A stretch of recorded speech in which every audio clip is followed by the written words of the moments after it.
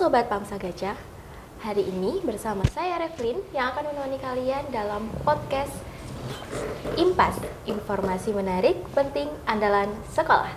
Kali ini saya bersama dengan Bapak Dr. Andes Yoyo Sudarmanto dengan Bapak Dr. Andes Sugeng Irianto. Nah, bagaimana kabarnya Bapak hari ini? Alhamdulillah, baik. Sehat. Baik, alhamdulillah. Terima kasih telah meluangkan waktunya untuk berada di podcast kami saat ini. Dan saya ucapkan juga selamat kepada Bapak atas penghargaan yang telah diraihnya, yaitu penghargaan Satya Lancana Karya Satya. Terima kasih. Baik, langsung saja kita mempertanyakan, yaitu bagaimana sih awal mula terjun menjadi seorang guru?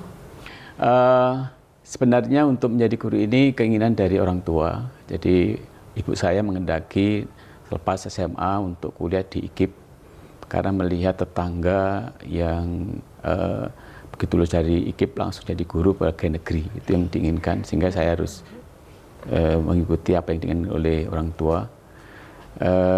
Kemudian tentu setelah dari IKIP mau nggak mau ya harus mengajar. Pada awalnya saya mengajar di SMP, ngajar komputer, kemudian ngajar berikutnya kursus yang miliknya guru SMK Negeri 1 Malang, kemudian di SMK 1 itu kekurangan guru matematika, saya ngajar matematika dan ngajar komputer, dan sampai sekarang, jadi mulai dari GTT, kemudian pegawai negeri, alhamdulillah sampai sekarang sebagai guru matematika dan juga sebagai guru komputer, informatika kalau sekarang. Mungkin itu. Baik, untuk Bapak Sugeng sendiri bagaimana awalnya terjun menjadi seorang guru? Oke. Awalnya terjun menjadi seorang guru ya Mbak ya. Oke. Kalau diceritakan ya agak panjang ya. Tidak apa-apa. Kalau Pak Yoyo tadi cepat sekali itu ya. Kalau saya diawali dari ketidaktahuan saya mengenai sekolah guru ya. Jadi saya milih pada saat itu mendaftar di Sipenmaru saat itu dengan asal milih gitu ya. Asal milih, ternyata yang saya pilih itu Diploma 3 Pendidikan Tata Niaga. Dan saya tidak tahu pada saat itu saya mau jadi apa, tidak tahu. Setelah masuk di universitas, diterima di Universitas Negeri Surakarta pada saat itu di Solo sana, baru saya tahu pada saat ospek atau mos kalau sekarang ya, bahwa nanti Anda ini akan menjadi seorang pendidik. Nah itu pada saat itulah saya stresnya gak ketulungan ya. Karena kok jadi guru ternyata mau keluar juga nggak mungkin, karena sudah harus menempuh pendidikan di sana. Betul. Sehingga ya mau tidak mau harus saya jalani dengan sungguh-sungguh gitu ya, karena mungkin itu sudah takdir dari Tuhan. Sampai di sananya ternyata juga tidak jadi guru beneran, artinya pada saat itu ada ikatan dinas, ternyata tidak jadi diangkat menjadi seorang PNS pada saat itu. Akhirnya pulang ke Malang lagi, kembali ke Malang mencari sekolah yang sejalur dengan apa pendidikan saya tadi. Akhirnya saya diterima di IKIP Malang, kalau sekarang di UM ya. Diterima di IKIP Malang sampai menyelesaikan S1 saya, sehingga lulus tahun 93. Kemudian di tahun itulah saya memulai karir menjadi seorang guru, dan itu banyak liku-likunya. Sebenarnya tidak moro-moro jadi gitu ya. Harus melamar ke sana kemari dengan membawa amplop, map, berkunjung dari sekolah satu ke sekolah lain. Akhirnya saya diterima di SMK Wisnuwardana Malang ya, diterima di sana, dan di sana masih sekolah baru pertama kali buka hingga tahun 2011 selama saya di sana. Kemudian tahun 94 saya coba melamar juga pakai amplop lagi ke Semean Negeri 1 Malang ya, itu awalnya, sehingga sampai saat ini saya bisa mengajar di sini. Di SMK Negeri 1 Malang pun juga ceritanya panjang ya. Saya harus menjadi guru tidak tetap dulu di SMK Negeri 1 Malang ini selama 20 tahun ya. Yang menjadi kesan mungkin pada saat saya pertama kali diterima di sini, saya langsung diberi tugas mengajar kelas 1, kelas 2 dan kelas 3 pada saat itu, sehingga suatu hal yang menjadi tantangan bagi saya untuk mungkin lebih mendalami ya tentang keguruan di sini. Mungkin ceritanya itu saja sih. Sampai sekarang saya masih di SMK Negeri 1 Malang, dan sampai saat ini saya hitung sekitar 31 tahun di SMK Negeri 1 Malang. Sudah sangat lama Bapak berarti. Alhamdulillah. Oke, baik. Apakah sejak kecil memang sudah bercita-cita menjadi seorang guru? Oke, tadi yang seperti saya sampaikan bahwa yang berkeinginan untuk menjadi guru adalah ibu saya. Kemudian saya mengikuti. Dari pribadi saya sendiri sebenarnya passion saya ini nggak pas kalau jadi guru sebenarnya. Kalau diruntut dari awal dan sampai sekarang pun sebenarnya tidak 100% bisa menikmati sebagai guru. Kalau saya passionnya suka di belakang meja, di depan komputer, jadi mengolah data-data atau membuat video atau apa, jadi berdiam di hadapan komputer, kemudian mengerjakan sesuatu yang berkaitan dengan komputer. Tapi karena memang dari awal istilahnya ya sudah nyemplung di IKIP, dengan terpaksa mau tidak mau ya harus mengikuti, artinya ya sebagai guru. Jadi ya tadi itu. Tapi alhamdulillah malah saya bersyukur, jadi walaupun tidak sesuai dengan passion saya, ternyata keberkahan yang saya dapatkan luar biasa untuk menjadi guru, bahwa malah saya bersyukur itu ya. Jadi banyak hal yang rasanya saya dapatkan, baik itu terkait dengan duniawi barangkali atau akhirat, itu karena keberkahan dari saya menjadi guru, dan tentu menyenangkan hati orang tua. Itu yang penting ya. Jadi tidak hanya mengikuti ego saya yang saya pinginnya seperti ini, harus seperti ini, tidak. Ternyata justru sekarang ini saya terima kasih kepada ibu saya yang memaksa untuk menjadi guru, dan ternyata kalau saya pikir banyak hal yang saya dapatkan sekarang ini, dan itu tidak lepas dari keberkahan sebagai seorang guru. Mungkin itu. Baik. Memang dari look sendiri, look Bapak atau mungkin dari fashionnya Bapak itu memang kelihatan seperti orang kantoran. Jadi di sini pun meskipun banyak anak dari jurusan MP bisa memotivasi, gitu ya? Bapak. Iya. Yeah. Baik, untuk Bapak Sugeng, apakah ada pendapat lain? Apa tadi Mbak? Apakah sejak kecil Bapak sudah bercita-cita ingin menjadi seorang guru? Oh iya, yang jelas tidak Mbak. Seperti pendidikan yang saya lakukan tadi, kan di diploma walaupun pendidikan, karena ketidaktahuan justru memang mungkin menggiring saya ke arah menjadi seorang guru. Baik Bapak, kalau ternyata dulu bukan cita-citanya, bagaimana prosesnya sampai akhirnya Bapak sendiri memilih profesi menjadi seorang guru di sini? Saya? Iya. Ya karena itu tadi, karena ketidaktahuan, dengan ketidaktahuan akhirnya saya harus punya komitmen bahwa saya tetap harus melaksanakan pendidikan saya, menyelesaikan pendidikan saya. Orang tua sudah memberikan biaya untuk kos di tempat yang sangat jauh ya. Saya harus bertanggung jawab kepada orang tua saya, dan sampai saya selesai menyelesaikan baik itu di diploma 3 maupun di S1-nya. Dan saya tidak bisa bekerja di lain karena sudah sejak pendidikan di tingkat tinggi itu sudah di pendidikan. Saya nggak mungkin akan melamar ke yang lain-lain, saya harus nyemplung ke pendidikan. Makanya saya pertama kali melamar ke pendidikan, walaupun saat itu belum diterima, itu ke sekolah. Walaupun saya sempat juga melamar ke asuransi pada saat itu, tapi nggak diterima di asuransi, malah justru yang diterima yang di Semea Wisnuwardana tadi. Itu Mbak. Baik, sebelum mengajar tentu ada perjalanan pendidikan dan pengalaman yang membentuk Bapak sendiri begitu. Seperti halnya tadi lika-likunya seperti itu. Kalau Bapak Yoyo sendiri, apakah ada mungkin pengalaman yang cukup berkesan bagi Bapak? Ya, pengalaman pertama saya menyampaikan ilmu ya transfer ilmu itu ketika saya masih di SMP, SMA ya. Jadi waktu itu orang tua menginginkan untuk habis maghrib itu harus ngaji sampai isya gitu ya. Sehingga ketika sudah SMP kelas 3 itu saya harus dipaksa oleh ustadznya, kiainya membantu ngajari bagaimana membaca Al-Quran, bagaimana apa istilahnya dulu turutan ya, nama apa bukunya itu ke yang mereka masih SD.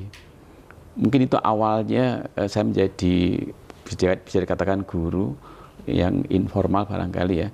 Jadi itu bekal juga untuk bisa memberikan apa ya wawasan atau pengalaman saya bagaimana menjadi guru yang lebih baik lagi dan bisa siswanya itu nangkap apa yang saya sampaikan. Itu yang pertama. Kemudian yang kedua, bahwa tadi saya singgung sedikit, saya ngajar komputer di anak SD, ya di SD Wakit Hasim waktu itu di Dinoyo. Dan itu selain proses saya belajar sebenarnya, karena komputer itu bukan saya dapatkan dari kuliah, tapi saya dapatkan dari belajar mandiri, sehingga ketika harus mengajar di SD itu ada proses belajar juga di situ. Jadi sebelum kita menyampaikan tentu harus mempersiapkan diri dan belajar mandiri, dan akhirnya sampai sekarang itu sebenarnya lebih banyak apa yang saya dapatkan terkait dengan komputer itu belajar mandiri. Apalagi sekarang ini mudah sekali ya. Jadi sampai sekarang masih saya pakai. Kalau ada hal-hal yang sekiranya saya susah, bingung, ya udah cari di YouTube, kemudian kita belajar, kemudian disampaikan ke anak. Nah, tentu yang sekarang ini porsinya lebih banyak matematikanya karena memang fak saya matematika, sehingga kalau matematika nggak ada masalah ya. Jadi yang utama tadi yang menarik ya tadi itu bagaimana menyampaikan sesuatu yang sebenarnya saya belum siap waktu itu, tapi harus disiapkan supaya tidak masalah ketika di kelas dan bisa memberikan materi yang sesuai. Mungkin itu. Baik Bapak, kalau dihitung sampai dengan sekarang, berapa lamanya Bapak mengajar? Ya, kalau di SMK 1 ya, di sini mulai tahun 99 sampai sekarang ya, sampai sekarang. Itu kalau dihitung dari yang di SMP itu tahun 95 insya Allah. Di SMP, kemudian kursus, dengan jadi kursus juga, kemudian juga waktu itu kita punya rental komputer yang di situ juga ngajari sedikit-sedikit kepada mahasiswa. Kemudian yang resminya di sini tahun 99 ya, sampai sekarang. Dan proses untuk menjadi pegawai negeri lama ya, harus nunggu 15 tahun. Tahun 2014 itu ya, 14 itu baru resmi SK keluar, dan alhamdulillah ditempatkan di sini. Dan waktu itu memang kebijakannya pemerintah menempatkan dekat dengan rumahnya. Waktu itu saya kontrak di sekitar Jati sini, dan akhirnya ditempatkan di sini sampai sekarang. Yang walaupun sebenarnya ketika beralih di provinsi itu ada yang mengendaki saya pindah di SMK 10 ya. Waktu itu ada guru sini yang jadi kepala sekolah di sana, tapi saya tidak mau, pokoknya di sini aja sampai sekarang. Baik. Mungkin itu pengalaman mengajarnya. Baik, untuk Bapak Sugeng sendiri, apakah sudah berapa lama mengajar? Kalau mengajar ya, bukan yang di SMK 1 ya? Iya, untuk semuanya. Kalau mengajar semuanya, insya Allah mulai 93. Tahun 93 sudah mengajar ya. Sejak lulus itu, Mbak. Cuman uniknya ini ada cerita sedikit ya. Barangkali bisa menjadi, tadi juga Pak Yai punya inspirasi juga. Di tahun 93 itu di Semea Wisnuwardana sana itu sekolah baru ya. Nah pada saat itu dengan saya yang masih barusan lulus, saya diminta untuk mengajar itu banyak sekali mata pelajaran, bahkan lintas kompetensi keahlian. Pada saat itu saya mengajar accounting, kemudian mengajar kearsipan, kemudian mengajar pemasaran, dan mengajar mengetik hingga 11 tahun. Padahal pendidikan saya bukan di sana, pendidikan saya di pemasaran. Sebagaimana contoh yang disampaikan Pak Yoyo tadi, saya juga sama sebenarnya pengalamannya. Dari mana saya bisa mengajar seperti itu hanya bondo kentel. Dari ilmu yang pernah saya dapat pada saat saya di SMA. Jadi memang masa-masa sekolah ini benar-benar memiliki makna sebenarnya nanti di waktu yang akan datang. Jadi apapun yang ditugaskan pada saat di pendidikan selama kita menempuh pendidikan, insya Allah mesti ada hikmahnya di kemudian hari. Betul, betul sekali. Selama perjalanan karir ini, sekolah mana saja yang pernah Bapak tempati? Saya? Iya. Yang pertama itu tadi, Semeya Wisnuwardana Malang yang ada di Saujajar. Kemudian tahun 94 saya masuk di Semeya Negeri Malang. 95 saya masuk ke SMK PGRI 2 pada saat itu yang sekarang menjadi SMK PGRI 6 Malang. Baik. Ya. Untuk Bapak Yoyo sendiri? Ya, tadi sudah saya singgung sedikit bahwa awalnya saya mengajar di SD Wakil Tasim di daerah Dinoyo. Kemudian berikutnya mengajar kursus komputer yang itu miliknya guru SMK Negeri 1 Malang yang kebetulan juga menjadi kepala sekolah SMK PGRI 6. Terus kekurangan guru komputer dan matematika, saya ngajar kursus sekaligus juga ngajar di sekolahnya SMK PGRI 6. Kemudian tahun berikutnya karena lokasi SMK PGRI 6 itu sama dengan SMK Negeri 1, jadi paginya itu digunakan oleh siswa SMK Negeri 1, siangnya sampai sore, sampai maghrib ya, itu dipakai untuk siswa SMK PGRI 6, sehingga saya tentu akrab juga dengan guru-guru SMK Negeri 1 Malang yang memang sebagian besar ngajar di negeri SMKN 1 dan juga ngajar PGRI 6, sehingga tahu kekurangan guru matematika dan saya diminta mengajar matematika di SMK Negeri 1 Malang. Sehingga mengajar dua tempat ya, paginya di SMK Negeri 1, sorenya di SMK PGRI 6 Malang. Tapi ketika saya diminta untuk menjadi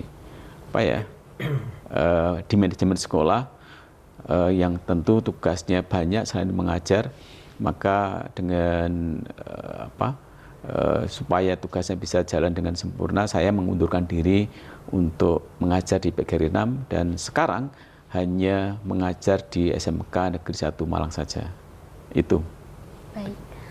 Waktu pertama kali mengajar ini Bapak, bagaimana sih perasaan Bapak ketika pertama kali mengajar itu? Apakah ada pengalaman yang bagaimana menurut Bapak? Bisa diceritakan kepada kami semua.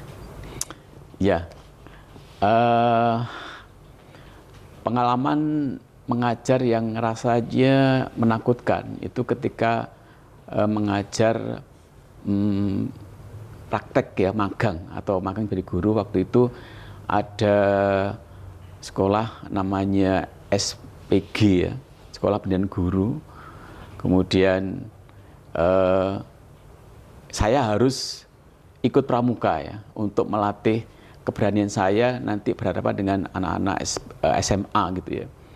Jadi saya ikut pramuka itu sudah tahun keempat ya, mau jadi satu semester sebelum ngajar itu saya harus melatih kepribadian, melatih keberanian, dan saya harus ikut pramuka. Dan di pramuka itu ada momen, ada salah satu agendanya adalah mengajar kepramukaan di anak SD.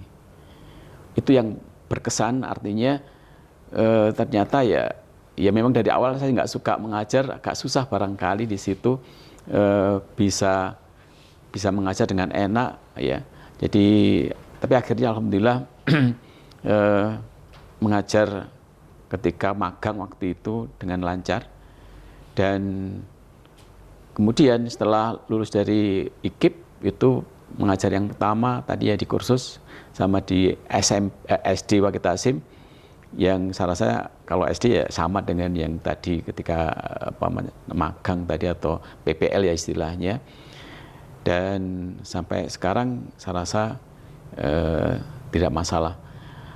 Dan pertama kali saya mengajar di SMK Negeri 1 Malang, sama dengan Pak Sugeng tadi, saya diberi jam ngajar kelas 1, 2, dan 3. Jadi tentu harus menguasai semua materi, dan agak beda sebenarnya matematika di SMK SEMEA waktu itu, matematika ekonomi yang materinya itu sebagian besar tidak didapatkan dari sekolah, ya nggak ada pelajaran rentabilitas, tidak ada pelajaran anuitas, tidak ada pelajaran bunga tunggal, bunga majemuk. Jadi saya harus menyiapkan itu materi yang full ya, kelas 1, 2, 3, dan alhamdulillah saya dapat bimbingan bantuan dari guru-guru senior, sehingga ya kita nggak malu-malu untuk bertanya dulu, menyiapkan materi ke guru-guru yang sudah senior. Waktu itu Pak Isro ya, yang kepala sekolah PGRI 6, sehingga membantu sekali ya untuk persiapan mengajar tadi itu. Itu yang berkesan. Jadi dari awalnya takut harus ikut pramuka, kemudian masuk SMK harus ngajar semua kelas, dan itu juga takut, tapi akhirnya juga ada solusi, ada bantuan dari teman atau senior yang sudah lama mengajar di SMK 1 Malang. Mungkin itu. Baik. Semoga bertahan selalu ya Bapak mengajar di SMK tercinta kita. Iya. Dan untuk Bapak Sugeng, menarik. Waktu pertama kali mengajar itu bagaimana perasaannya? Bisa diceritakan? Oke. Pertama kali mengajar tentu pada saat saya PPL ya, pada saat itu PPL, dan usia saya masih sekitar 21 tahun ya. Artinya terpaut dengan siswa yang saya ajar hanya selisihnya sedikit sekali, karena pada saat saya praktek atau PPL itu yang saya ajar adalah siswa kelas 3. Pada saat itu saya PPL di SMK SEMEA Negeri 1 Surakarta. Di sana juga di tengah kota sebenarnya, di sebelah timurnya keraton itu. Nah di sana dengan siswa yang juga sudah besar-besar ya, dengan saya hanya terpaut sedikit sekali usianya, sempat grogi ya. Grogi karena ya banyak ceweknya, karena SEMEA itu pada saat itu mayoritas memang cewek, bahkan murid saya pada saat itu cewek semua, dan sudah besar-besar dan kendel-kendel, walaupun orang Solo tapi kendel-kendel anaknya. Ya itu yang membuat saya sedikit nervous, sehingga tapi dalam kondisi yang demikian dari waktu ke waktu sampai selesai PPL ya alhamdulillah sudah bisa beradaptasi untuk menghadapi mereka semua. Baik. Boleh diceritakan Bapak pengalaman yang unik mungkin, atau hal lucu yang selama mengajar di berbagai SMK dan SMP mungkin? Iya. Gitu ya? Iya. Yang paling saya ingat atau menjadi ini bagi saya, di SMK ini masuknya dulu 6:30 ya Mbak ya. Pada saat itu saya punya anak kecil dan harus saya antar sekolah dan seterusnya, sehingga saya masuk ke sini itu pernah terlambat, tapi terlambatnya tidak hanya sedikit, agak banyak ya, karena mengurus yang di rumah ruwet, akhirnya di sininya telat. Nah itu saya takut kepada kepala sekolahnya itu setengah mati ya. Karena memang tidak terbiasa untuk terlambat, sehingga dengan kondisi yang seperti itu rasanya stres atau menjadi beban sekali bagi saya. Bahkan sempat saya masuk ke kelas itu tidak mandi, jadi ruwet di rumah, akhirnya nggak usah mandi langsung berangkat ke sekolah. Itu pernah terjadi pada saat di awal-awal saya mengajar di SMK 1 gitu. Baik, untuk Bapak Yaya sendiri, apakah ada pengalaman yang unik mungkin lebih dari Bapak Sugeng? Ya, satu kejadian yang sampai sekarang teringat betul wajah siswanya, bahkan namanya Hana, waktu kelas MPLB kalau sekarang ya, APK perkantoran.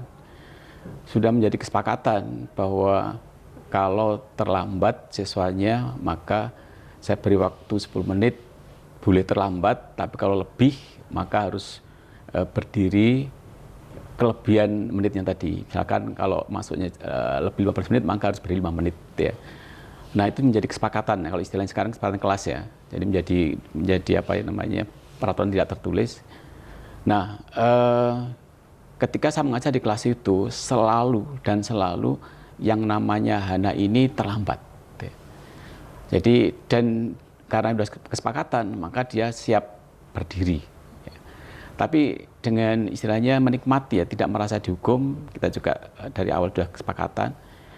Kemudian yang rasanya terenyuh itu bahwa suatu saat waktu saya masih kontrak di Janti, kemudian saya pulang sekitar jam 12 kalau nggak salah, jam 12 malam, kemudian melewati gang daerah Mergosono, ternyata si Hana ini malam hari jam 12 berjualan. Itu rasanya kayak ditampar gitu ya. Ini berarti ya nggak diceritakan ya, tahu sendiri bahwa kenapa kok sampai terlambat setiap kali pelajaran saya, karena memang malam hari dia harus berjualan di depan gang dan tentu mungkin sampai pagi barangkali, sehingga tidurnya sedikit bangkong dan terlambat ya. Dan sekali lagi saya masih ingat wajahnya gitu ya, dan senyumnya barangkali ya, menerima dengan ikhlas berdiri, dan itu nggak bisa dihilangkan. Dan sejak itu rasanya ya sedikit mungkin berdosa barangkali ya, karena telah menghukum. Tapi ya mudah-mudahan ya bisa diambil positifnya barangkali bagi si anak, karena ini terkait dengan ketentuan sehingga ya dilaksanakan. Mungkin itu. Okay. Sangat mengharukan Bapak. Yeah. Baik, untuk Bapak Sugeng, apakah ada siswa yang paling berkesan selama Bapak sendiri mengajar? Yang berkesan ada satu, sudah agak lama ya, siswa ini sudah almarhum ya, kalau nggak salah jurusannya perkantoran pada saat itu ya. Dia seorang yang baik gitu ya, kelasnya kebetulan berada di sebelah barat itu, di RBT sekitar RBT 14-15 di situ. Saya ingat betul dengan wajahnya, kemudian kalem, anaknya disiplin lah artinya gitu ya. Tapi dengan prestasi juga, di sini ada prestasi di non akademisnya, tapi dia belum sampai lulus meninggal. Nah itu yang mungkin sampai sekarang masih benar-benar saya ingat ya, sehingga ya rasanya kehilangan sekali gitu ya, karena itu siswa yang baik, siswa yang prestasi, tetapi justru karena sakit dia malah dipanggil dahulu. Itu aja, Mbak. Baik, untuk Bapak Yoyo, apakah ada mungkin siswa yang yang terlintas di pikiran saya ketika mendengar pertanyaan itu, pikiran saya mengarah pada siswa yang sama, bukan yang sama tadi ya, artinya wajahnya juga masih saya ingat, karena memang agak beda, namanya juga saya masih ingat, walaupun itu sudah lama itu ya, 15 tahun mungkin, karena tidak seperti biasanya, ini siswa yang dari Cina itu. Jadi tentu jarang itu ya, jadi rasanya baru waktu itu ya, yono siswa kok Cina masuk sini nggak keliru tak gitu ya. Namanya Else. Dan sergap anaknya, tekun, kemudian sering bertanya. Nah, satu pertanyaan yang sampai sekarang saya masih ingat itu bertanya tentang ini, Pak, untuk apa sih belajar tentang logaritma, tentang akar, ini kan nggak ada gunanya nanti di masyarakat gitu. Jadi bagus ini pertanyaannya ya. Jadi tentu saya jelaskan dengan logika-logika sederhana mengapa perlu belajar terkait dengan itu. Jadi saya katakan bahwa kita belajar matematika itu sebenarnya melatih pikiran kita untuk berpikir logis, berpikir sistematis, berpikir runtut, teliti, dan membangun pola berpikir yang seperti itu menurut saya ada di matematika. Jadi lengkap di sana, ada proses, ada langkah-langkah untuk memperoleh hasil, kemudian ada bagian yang harus dihafalkan rumusnya, sehingga kalau si anak atau siswa itu kuat dalam menghafal rumus, saya yakin juga pelajaran-pelajaran yang sifatnya menghafal itu juga akan terbantu ya. Kemudian kalau di matematika harus ada proses yang menghitung dan itu juga harus logis hitung-hitungannya.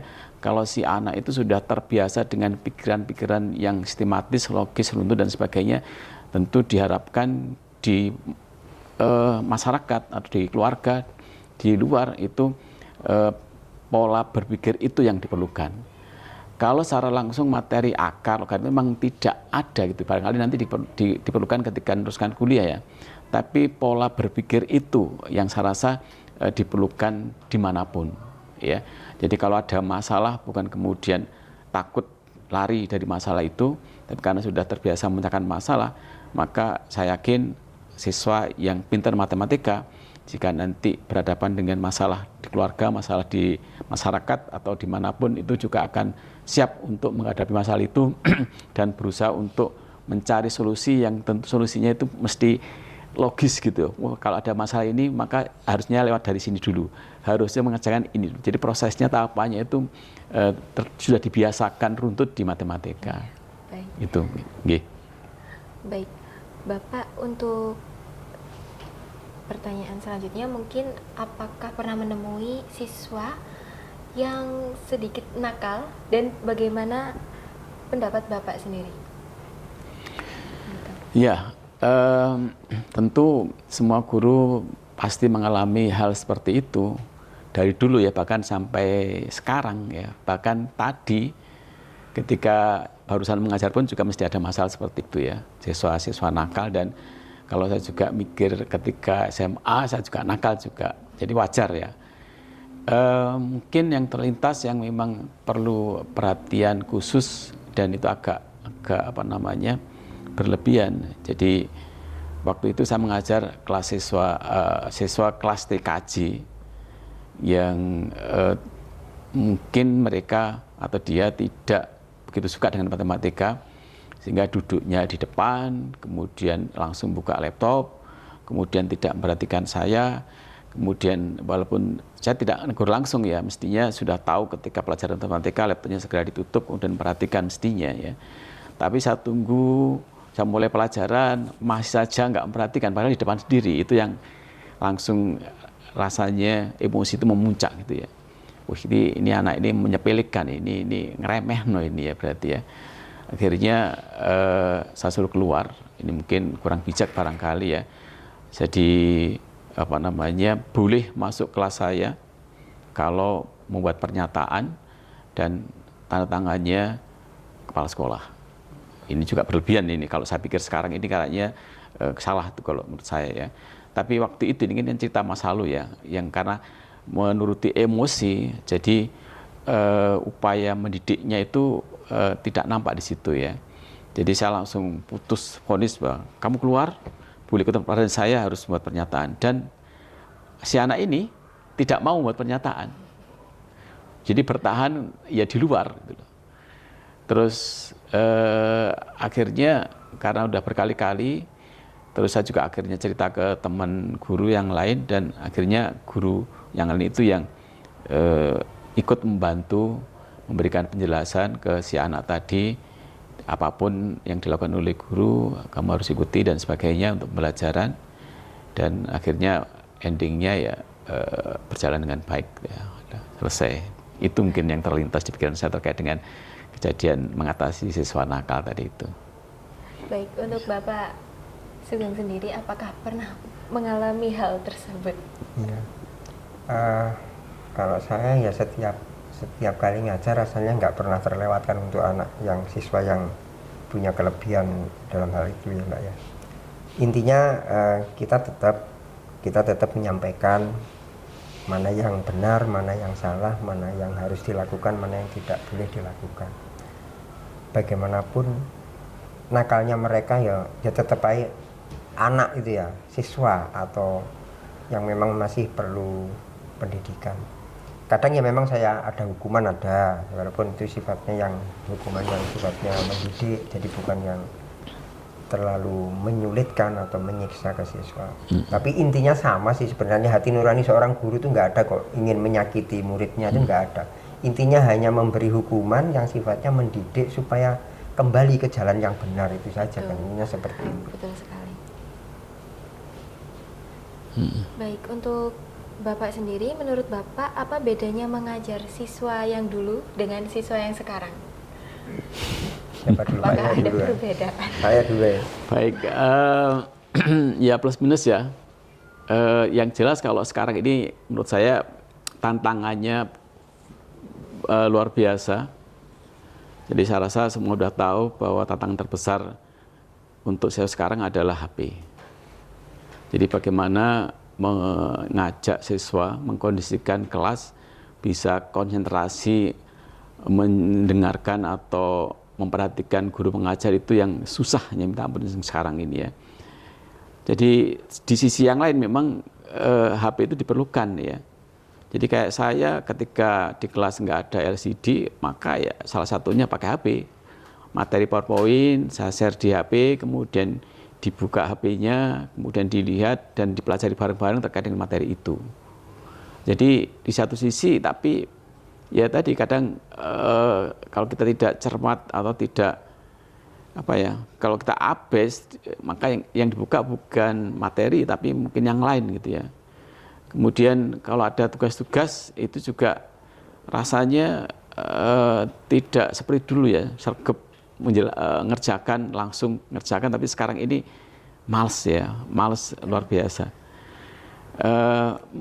Bisa jadi salah satu yang tadi HP ya, yang kedua ya COVID kemarin ya, barangkali sudah dikondisikan selama 2 tahun harus belajar di rumah, kemudian berlanjut sekarang ini kayaknya mau mengembalikan ke yang dulu semangat belajarnya luar biasa, ini agak-agak susah ya.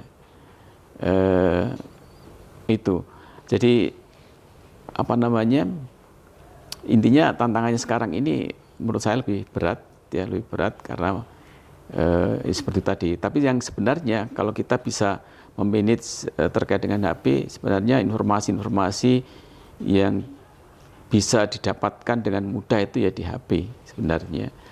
Termasuk saya pun juga kalau ada materi-materi yang lupa atau materi-materi yang agak baru gitu ya, itu ya di HP ya. Dan anak-anak sebenarnya mestinya diarahkan HP itu dengan mencari materi-materi baik itu yang disiapkan di PowerPoint, yang saya rasa banyak sekali ya di sana, kita dengan mudah lah kita belajar ya. Bahkan sebenarnya tanpa guru pun sebenarnya ya itu mestinya bisa ya.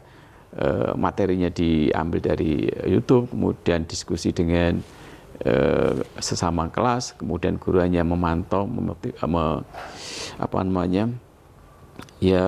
mengevaluasi barangkali dari yang dikerjakan siswa. Jadi intinya sekali lagi tantangannya menurut saya lebih berat ya, itu mungkin. Lebih berat yang sekarang ya Bapak? Iya. Karena sudah memang tergantungan dengan handphone. Iya itu betul. Sekarang. Baik, Yeah. untuk Bapak Sugeng sendiri apakah pernah Tantangan? maksudnya rasanya mengajar dengan siswa yang dulu dan sekarang itu bagaimana? Memang berbanding terbalik ya. Kalau dulu itu yang perhatian terhadap guru mungkin 80%, yang 20% tidak memperhatikan. Tapi kalau sekarang berbalik, yang 80 yang tidak menghiraukan, dan 20 yang mungkin memperhatikan. Jadi memang kalau sekarang ini sudah adanya penurunan ya, penurunan di dalam menganggap bahwa ada guru ya. Nah, kalau dulu kan begitu gurunya belum datang saja sudah siap si anak ini ya. Tapi kalau sekarang gurunya masuk, muridnya malah belum masuk. Nah, ini memang perhatian anak sekarang jauh dibandingkan dengan anak zaman dahulu. Ya, itu Mbak. Baik, hal terberat apa yang pernah dialami selama menjadi seorang guru, Bapak?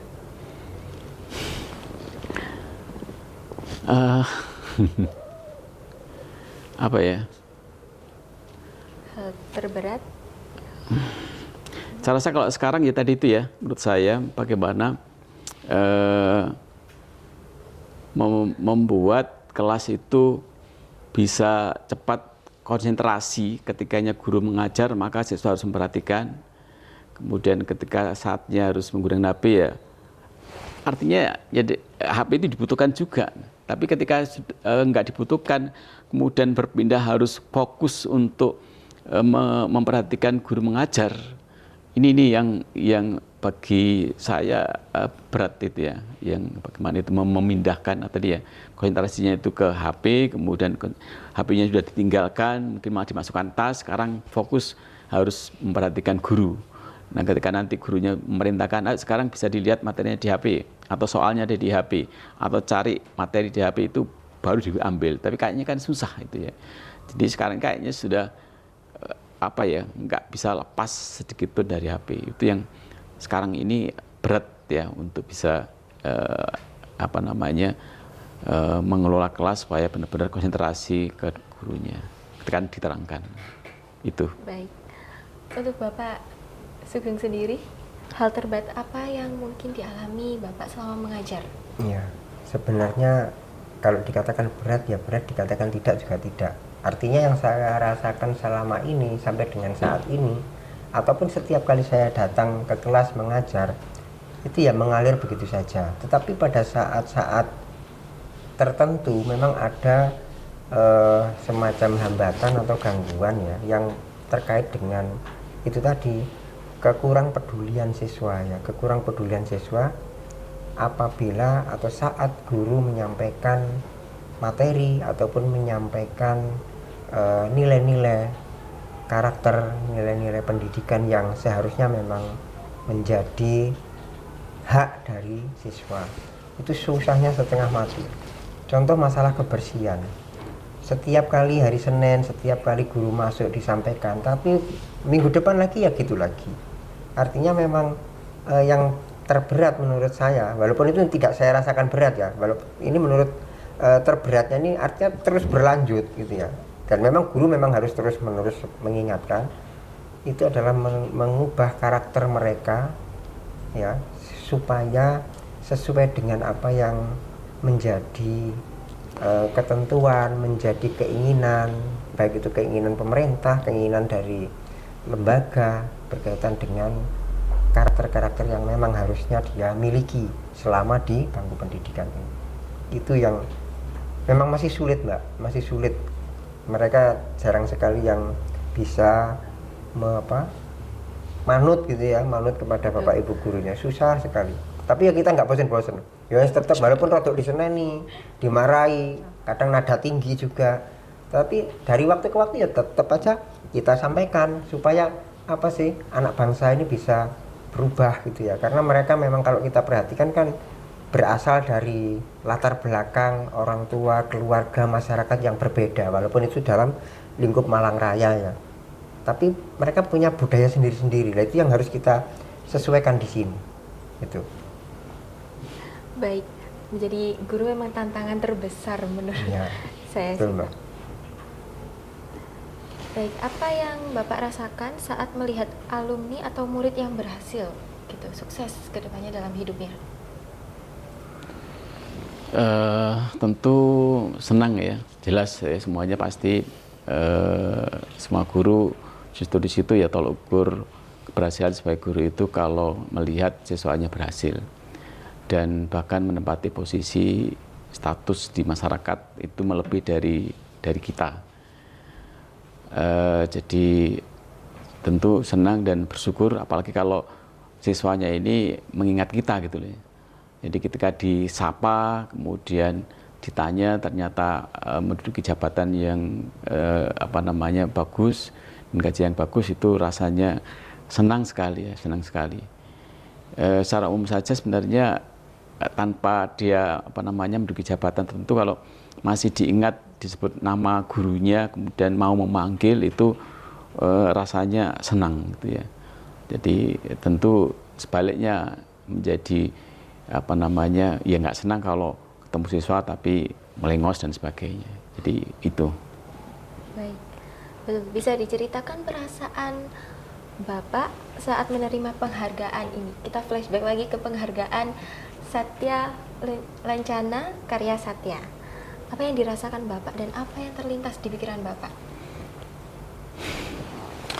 Baik, yang jelas bersyukur ya, ada penghargaan dari pemerintah, dan sebenarnya penghargaan ini bukan untuk saya, ini penghargaan untuk semua guru, karena keberhasilan saya atau menjadi seperti ini tentu tempaan atau bimbingan juga dari beberapa guru, baik yang senior maupun yang sama. Jadi beberapa masukan yang diberikan oleh guru, bahkan inspirasi yang saya lakukan itu juga dari teman ya. Artinya penghargaan itu mestinya tidak hanya untuk saya saja, tapi juga sebenarnya ya untuk semuanya.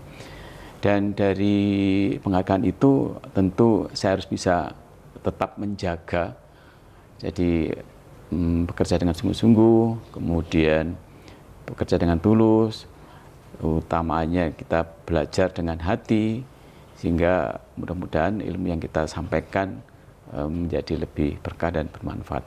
Mungkin itu. Amin.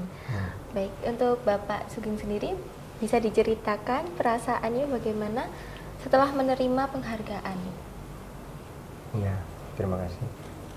Penghargaan ini sebenarnya juga tidak saya duga-duga, juga tidak saya harapkan sebenarnya. Ya, saya nggak tahu kalau ada penghargaan seperti ini. Ya, dan untuk apa gitu loh. Artinya saya bekerja khususnya di SMK Negeri 1 ini mulai 94 sampai sekarang sudah 31 tahun. Ya saya bekerja begitu saja. Jadi nggak ada pengen diginikan, pengen dapat ini, pengen dapat itu, sama sekali tidak.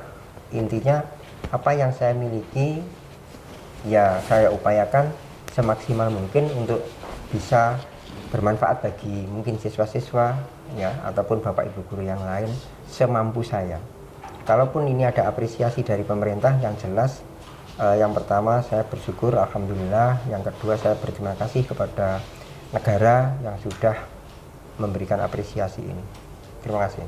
Baik, untuk itu selama ini apa atau siapakah yang menjadi sumber motivasi bagi Bapak sekalian? Oke, sumber inspirasi kalau terkait dengan keikhlasan bekerja, jujur yang di samping saya ini, Pak Sugeng ini. Karena saya lebih dulu Pak Sugeng di sini, kemudian saya amati, saya cermati, wis kerjanya kayak begitu ya. Jadi inspirasi saya terkait dengan keikhlasan itu jujur saya harus melihat Pak Sugeng sebagai yang membuat saya harus bekerja ikhlas, sungguh-sungguh gitu ya. Dan itu salah satu yang utama ya, yang mewarnai kehidupan saya mungkin sampai sekarang ini, seperti itu. Baik, untuk Bapak Sugeng, selama ini apa atau siapakah yang menjadi sumber motivasi dan dukungan terbesar bagi Bapak? Ya. Saya rasa nggak ada, Mbak. Jadi saya nggak ada yang memotivasi dari sisi ini, di kanan kiri saya nggak ada. Jadi saya bekerja karena saya sudah ditakdirkan di sini.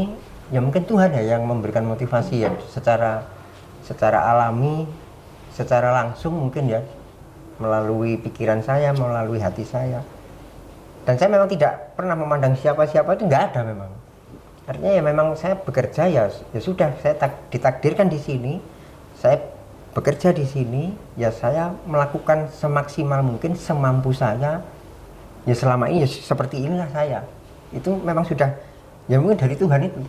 Jadi saya nggak ada orang-orang siapa yang harus saya lihat, apa presiden atau siapa atau bapak ibu guru senior, sama sekali nggak ada, benar-benar nggak ada. Atau istri saya, anak saya, sama sekali nggak ada. Jadi saya bekerja di sini juga dulu belum menikah, kemudian saya menikah, dan tidak ada sosok-sosok yang memberikan inspirasi, itu nggak ada. Ya sudah, pokoknya saya bekerja, ya sudah bekerja gitu aja. Ya mudah-mudahan itu memang benar-benar dari Tuhan gitu aja. Terima kasih. Baik. Dari informasi yang telah disampaikan kali ini, semoga bisa menjadi manfaat bagi guru-guru dan mungkin para pemirsa yang telah menonton, menyaksikan kali ini. Tetap semangat untuk para guru yang terus berjuang bagi muridnya di masa depan nanti. Amin. Baik, terima kasih saya ucapkan. Terima kasih telah meluangkan waktunya, Bapak. Ya. Saya akhiri. Terima kasih dan sampai jumpa di podcast selanjutnya.